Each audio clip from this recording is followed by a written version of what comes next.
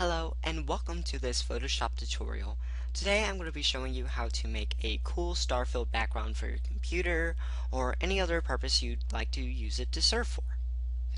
I kind of stumbled over my words there for a second. Now we're going to go start off like we always do by going to File, New. Now, this is meant to be background on my computer and therefore is my screen resolution. But you're going to want to change this to pixels if it isn't already to the exact screen size you want, as it will look better if it is the appropriate size of your monitor or the purpose you're using it for. Mine is 1920 by 1080. Now, this will vary between monitors, so don't feel bad if your computer screen is a different size than mine.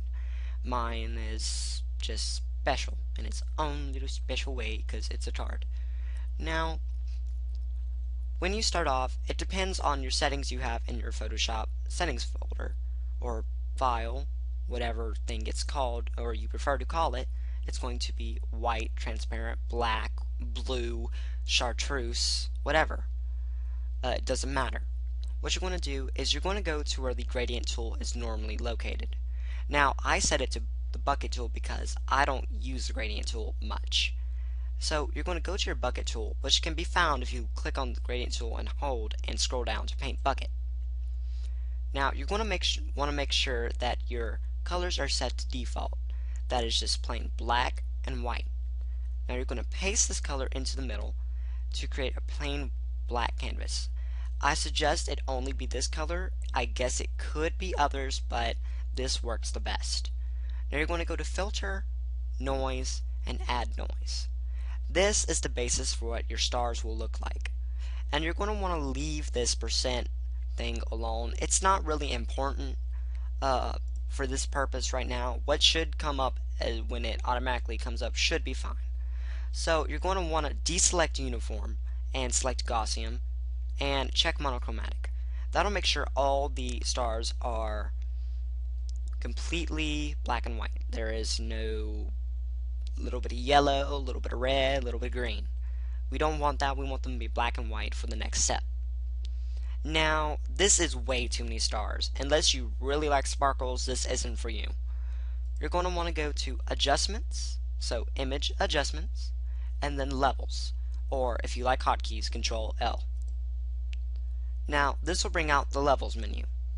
The Levels menu is quite confusing if you look at it, but if you look at it long enough, you'll begin to understand what it does. Now, I'm not going to go into detail about what it does, but basically, you're going to use this to make these stars brighter and less of them. So first, you're going to start out by dragging the black slider on the left side to at least 60. There we go.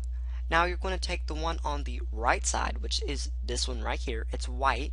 And you're going to drag it down at least to 109 or 120, whichever one you want. And you're going to slowly drag the black one back a little bit until you can see the stars. Now on maybe an image that's 800 by 800 pixels, it wouldn't really matter. But with this one, it's quite a large image, so it's very hard to see some of the stars. So I have to adjust the values a little bit. Just get it where the stars are bright enough where you can see them and tell it's a star field, but not too dark where you can hardly make them out, or too bright where they're overwhelming. Now once you're done with this, you're going to go ahead and click the OK button, and you'll get it with this screen. Now at this point, we're over halfway done with this tutorial. So now we're going to incorporate layers in for the first time in this tutorial, and go and click Add New Layer. It doesn't matter what is in here, you're going to want it to be transparent. It has to be transparent for this to work correctly. Now, you're going to want to flip this where the black is at the bottom with this little double arrow tool and go to the white one. Now, I'm using blue, but I guess you could use any color you would like. I'm going to go with a slightly lighter blue here, and I'm going to click OK. Now, this is going to be the fog color of your star field. And everyone knows, space has that kind of foggish stuff all around there that doesn't make it just flat. Now, to make that, we're going to go to Filter, again, Render Clouds. Now, this will bring up this screen, and don't worry, it's not going to look like this. this is pretty horrible. So you're going to go to the opacity tab. It's located right here above the layers tab, and make sure you have layer 1 selected. You're just going to drag this down until you can see the stars clearly and the fog isn't overwhelming. I tend to go below 15% into maybe something like 6%, and to me it doesn't really matter what it is as long as it looks good. Looks good to you, looks good to me, whatever you feel like. I personally like, with this shade of blue, the 6%. Now that it's done, you would just save it as a normal Photoshop document if you would like to use it in another Photoshop project, or you can save it as a PNG and put it as your background right away. It's your choice. Thank you for watching this Photoshop tutorial. I hope you subscribe to my channel, and as always, have a nice day.